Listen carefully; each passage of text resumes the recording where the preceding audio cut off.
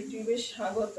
আজ আমি তৈরি করেছি সব বল মাছের প্রিপারেশন, সানডে মেনু।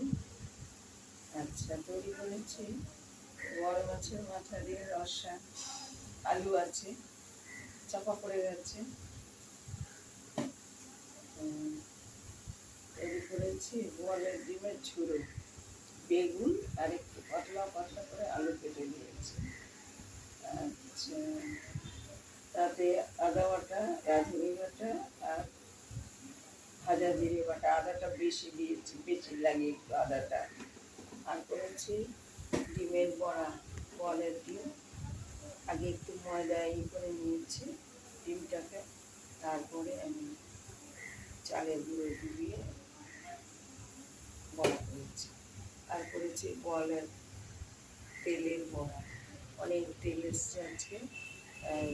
ডিমটা তেলটাকে ভালো করে একটু ময়দায় মাখিয়ে শুকনো করে নিয়েছি। তারপর নুন ঝাল সবেতেই আছে, নুন ঝাল দিয়ে মেখে তারপরে আমি তেলের বড়াটা করেছি। ডিমের বড়া, তেলের বড়া।